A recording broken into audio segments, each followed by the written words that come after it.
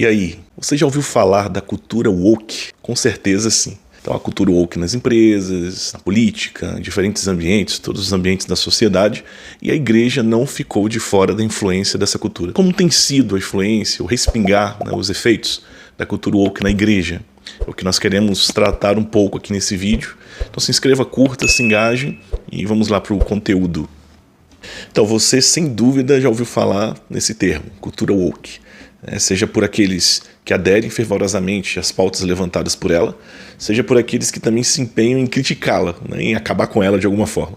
Então, primeiramente, eu queria dizer que o intuito aqui não é fazer uma crítica à chamada cultura woke, não é, enfim, gastar tempo falando isso, mas é esclarecer, é trazer uma visão daquilo que tem sido, de alguma forma, a influência daquilo que a cultura woke defende e que tem também alcançado, que tem também tocado os ambientes cristãos, católicos, falando mais especificamente da Igreja Católica. Resumidamente, o woke é o verbo inglês acordar, conjugado no passado. Acordei, estou desperto. Nos anos 60, foi um termo muito usado para lutar contra o racismo nos Estados Unidos, o racismo contra os afro-americanos. E hoje, nos dias atuais, esse termo foi retomado, sobretudo depois daquele evento trágico, da morte do George Floyd, que morreu durante uma intervenção policial justamente nas mãos de policiais brancos. E então, muitos militantes de vários partidos, sobretudo progressistas, se apegaram ao termo que agora não trata somente do racismo, mas também de outras pautas como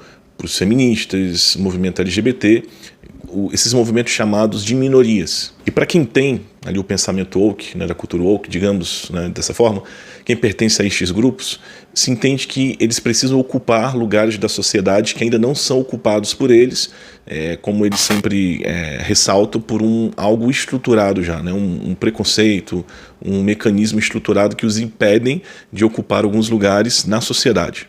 Esse pensamento é muito criticado por outras pessoas, que dizem não haver tanto a falta de oportunidade porque se é uma mulher ou porque é uma pessoa homossexual, mas essas pessoas precisam ter as devidas condições, como todas as outras pessoas, ter a capacitação necessária para ocupar aquele lugar, aquele cargo, ter aquele lugar de fala. Então, em geral, a cultura woke se apoia na questão dos direitos, os direitos que precisam ser respeitados, o meu direito que deve ser respeitado e acolhido. E como não poderia ser diferente, esta forma de exigir direitos também tem entrado na igreja. E aí eu gostaria de trazer 2 pontos de atenção em relação a essa cobrança feita à Igreja Católica. O primeiro é sobre a missão mesmo da igreja, que é uma instituição terrena, porque tem que ser, tem que existir legalmente aqui, porque se preocupa com os homens, com a vida dos homens aqui nesta terra, mas que também é a esposa de Cristo. Esse corpo místico de Cristo que aponta o sobrenatural, que aponta a Deus e aquilo que ele mesmo quis revelar ao homem. Nós cristãos católicos somos essa religião da encarnação. Deus veio ao encontro do homem e revelou a sua verdade para este homem como amigos. Deus veio até nós, segundo a nossa fé, e se revelou a nós. E muito do que ele revelou assustou os homens do seu tempo e nos assusta ainda hoje. E nós sempre teremos a tendência de adaptar, de querer adaptar as coisas segundo os nossos gostos, segundo as nossas tendências, segundo aquilo que é mais fácil ou mais agradável para nós. Por isso, se você observar a igreja, muita coisa ao longo do tempo, ao nível do governo, ao nível, por exemplo, da liturgia, foram sendo mudadas. Mas muitas coisas não podem mudar, são imutáveis. Aquilo que é ligado ao dogma, aquilo que é ligado à revelação, aquilo que Jesus nos revelou, aquilo que não existe negociação. Não podemos barganhar certas coisas da nossa fé, porque foi revelado assim. Entendemos que é assim, entendemos que o homem precisa acolher assim, porque Deus quis mostrar e dar ao homem desta forma. Mas como eu disse, muita coisa foi mudada. Nós rezávamos em latim, por exemplo, agora podemos rezar em latim ainda, mas também podemos celebrar a missa na nossa língua. Que maravilha. Os leigos não tinham tanto acesso ao rito, eles participavam, olhavam ali, mas agora nós podemos participar ativamente do rito, daquilo que é celebrado. Isso para citar algumas coisas, aquilo que vem aqui na minha memória nesse momento. Mas, por exemplo, um dos direitos exigidos é de conceder o sacramento, por exemplo, do matrimônio a pessoas do mesmo sexo.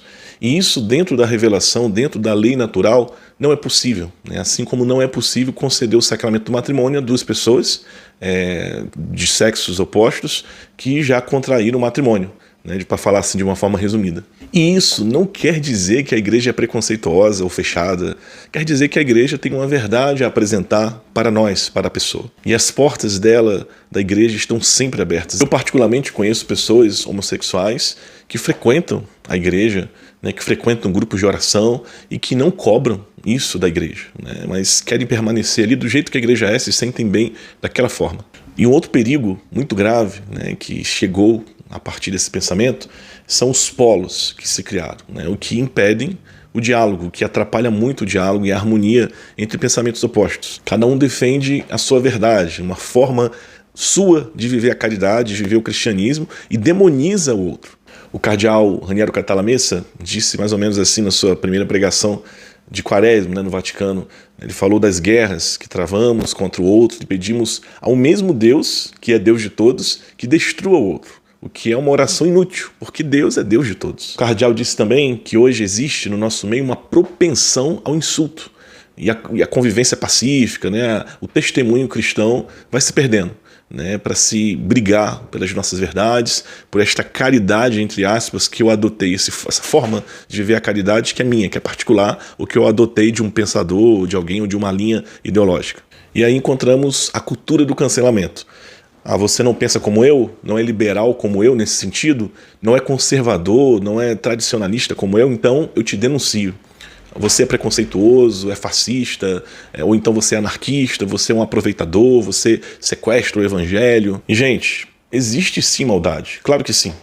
Mas existe muita gente bem intencionada e eu acredito que seja a maioria. E se ouvirmos mais uns aos outros com honestidade, com reta intenção, sem dúvida vamos encontrar muita coisa em comum. Então o que eu digo para você é o seguinte: tente ser menos agressivo, né, e ter a Cristo como verdade, não os sabichões da internet. Cristo é a nossa verdade. Deus te abençoe e até o nosso próximo vídeo.